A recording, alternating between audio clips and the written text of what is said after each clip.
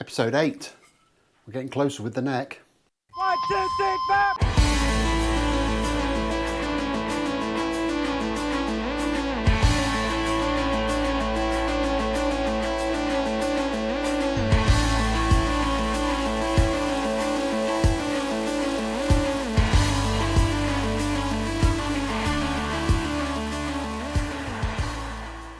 So last time we did a lot of marking out and we got the truss rod channel cut in and the access from the headstock as well. Cut the angle onto the headstock and we started to clean it up. Now I've done a lot of cleaning up off camera and got it somewhere close, but in the next couple of stages I'm going to remove a lot of this material off here, and I can't see the point in spending ages cleaning up material that I'm going to cut off and throw in the scrap bin. So I've kind of called a halt to that for the time being.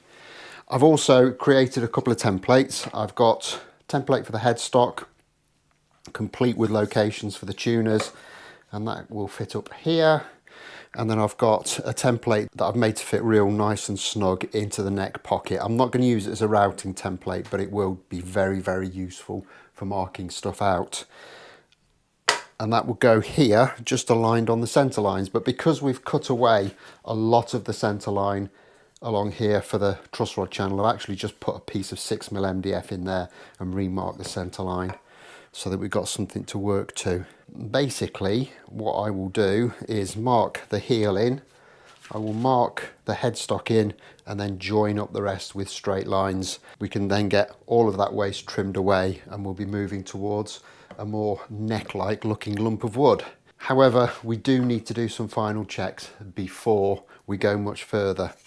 And one of those is just making sure we've got the right scale length. Now, it's said on the drawing, it's a 24.75 inch scale length. And I took that at face value when I read it and didn't really think too much about it. However, as I've been researching this build, I came across some information that all Mosrites a 24.5 inch scale length. And I thought, that's interesting. So I've dug a little bit deeper, and what I found out was that all Mosrites built after May 1965 have a 24.5 inch scale length, because the owners of Mosrite bought some equipment to cut fretboards at that scale length, so that made them change. However, Johnny's model obviously predates that, and it is the 24.75 scale length. So handily, I've got a scale length template at that size, and if we stick it on the knot line and kind of put the mark at the 22nd fret, which is the last one that we're going to have on this guitar, the distance from there till the end of the fretboard looks pretty good, looks pretty much what you would have. So I'm pretty confident that this is where the end of the neck needs to be. And with that established, we can get some marking out done. So we'll just start with the heel. And so just line it all up, all the marks.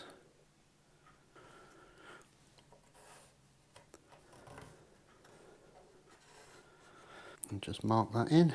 I've left it a little bit long. We can always take a bit more off. Can't put a bit more on. And then we get our headstock template. You might be able to see I've just rounded that off a little bit so it fits properly into there. And just line that up on the break angle.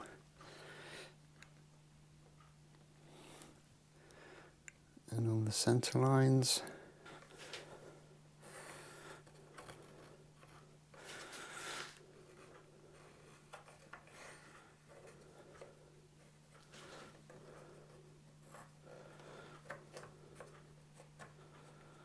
Draw around that funky M-shaped headstock end, like that. And just take a nice long straight edge and join them all up.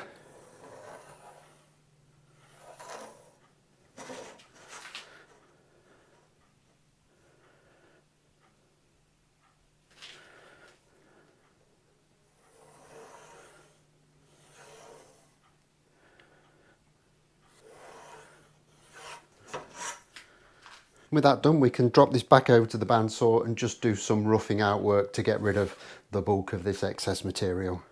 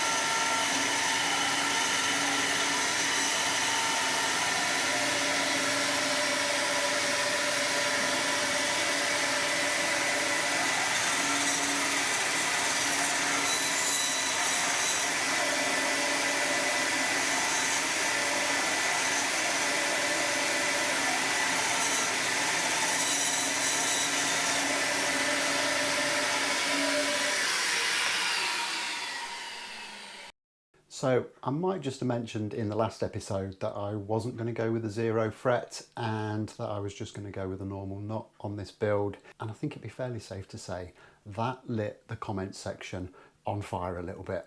And a few people made some great observations. Firstly, I'm going to all the trouble of kind of leaving pickguard screws out and doing relicking and stuff, but then change something as fundamental as the 0 fret. And do you know what? I think they've probably got a point. The 0 fret itself would be quite straightforward and I haven't got a problem with that. The issue is the floating nut that goes behind it seems to be completely unobtainable. I can't find one for love nor money. There is one listed on Amazon, but they're out of stock and it says they don't know when they'll be back in stock. I've looked on Reverb and other places, they're like hen's teeth. Some have sold recently, but there's just none about at the moment, which means if I'm going to go down that route, I'm probably going to have to make one myself, which could be a little bit problematic. I'll have a think about it. Let me know in the comments what you think.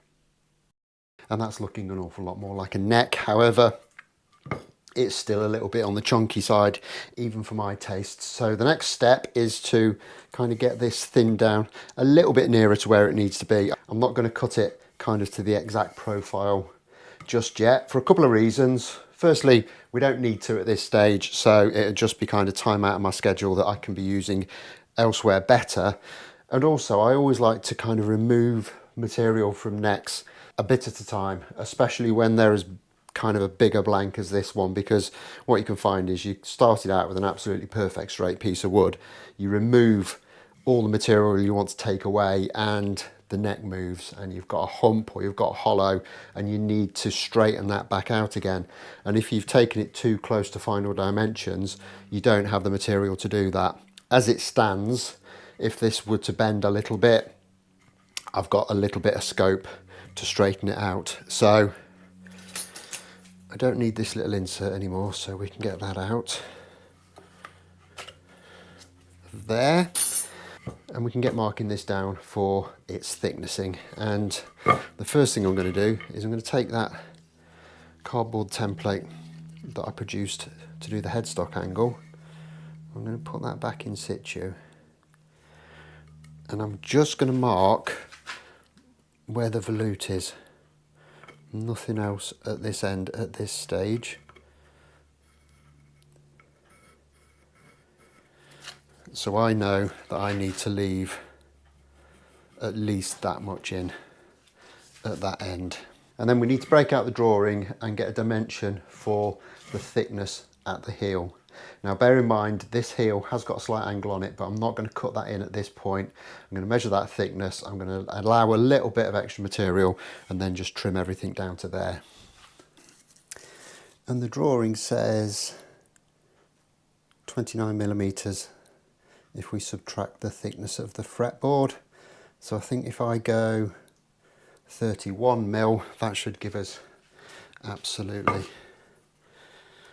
plenty. In fact, I'll go 32 just for the sake of it.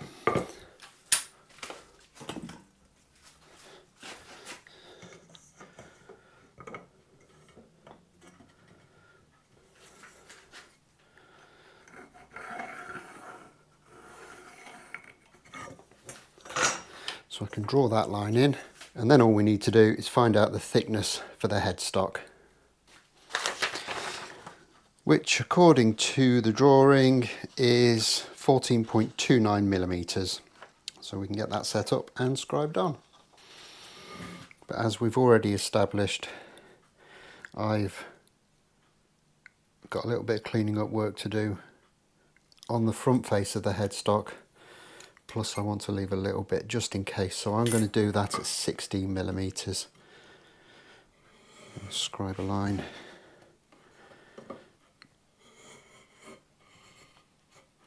Through there.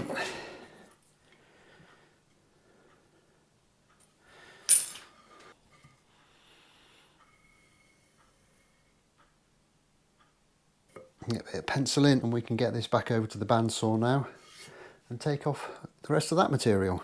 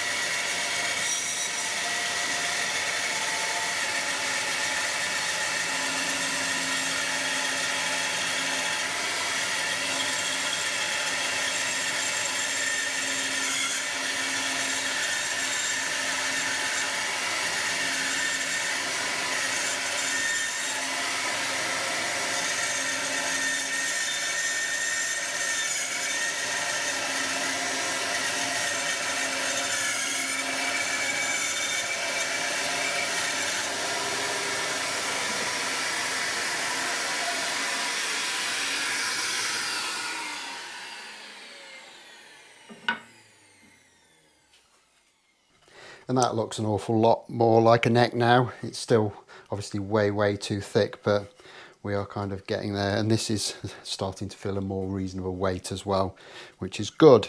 So next up, we need to get this end, the heel end, fitting into the body. And I'm hoping it won't fit just yet because I've left way too much material on. But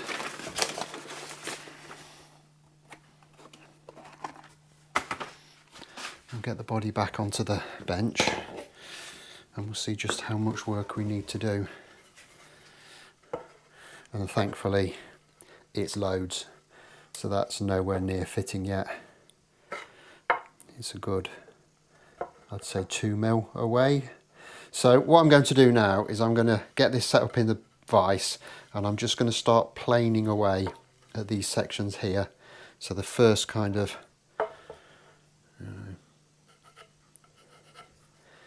120 mil or so, just so we can get that fitting nice and snugly into that neck pocket. So all I'm going to do is I'm going to stick it in the vise, and I've just got a kind of a low angle block plane, and I'm just going to very delicately kind of take a little bit of material off, kind of from both sides of this.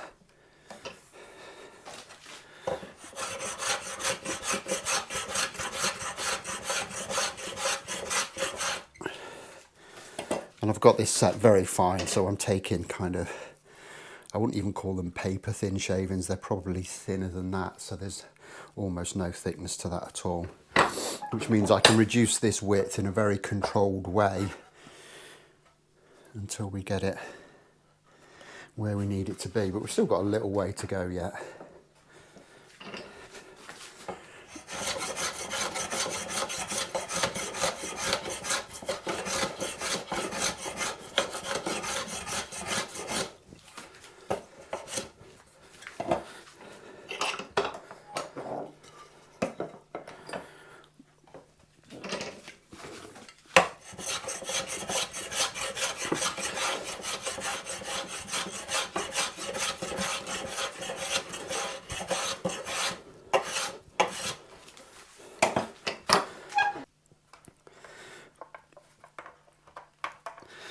And we're kind of getting there now. We are kind of, we're in at this end, but we're still a little bit fat here. So I'm just going to kind of move my effort up a little bit along the neck. I don't want to take any more from here, but we can.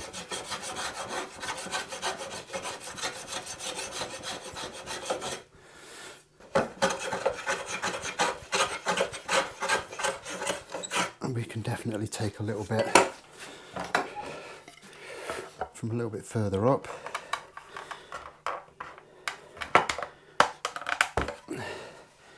We're kind of in, but we're still a little bit kind of dodgy here. We need to come back a little bit, but that's being held off by the corners.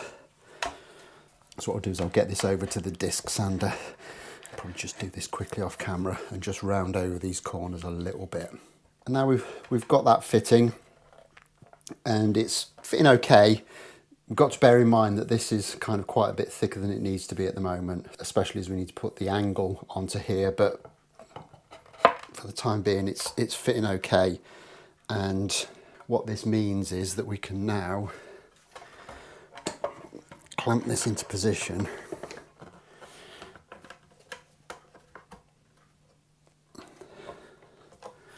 and we can take a measurement from our nut line at 24 3/4 inches, which will give us about there.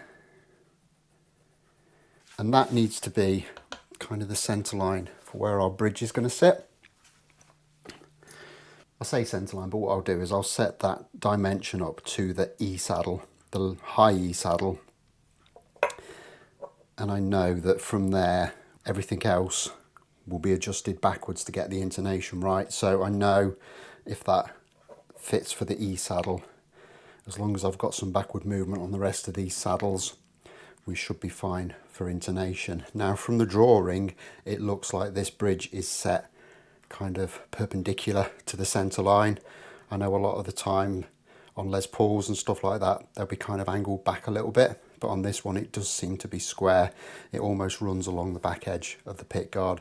So I think we're going to be good to go there. Need to remember that the main aim of getting the neck to this stage was just so we could ascertain exactly where the bridge was going to go. From there we can work out where the tailpiece is going to go, which means we've got everything we need on the body, and then we can start to do the prep for the paint. I want to get the paint onto this as early as possible, give it time to dry, and then I've got something to work with when we try and recreate that relic look that we want on this guitar. So we're kind of at that stage now, which means we could walk away from the neck for the time being, but I do want to do a few more little bits on it, like get the headstock routed to shape, etc. So we will do a little bit more work on that next time, but I think the bulk of what we're going to do in the next episode is get this bridge in, get the tailpiece done, get everything finished off on the body, and then we can start to get it prepped. Obviously, that's for next time, so I'm going to leave this one here. Don't forget to hit that like button if you've enjoyed this, subscribe if you haven't already done so, and I'll look forward to seeing you next time. Thanks a lot for watching. Bye bye.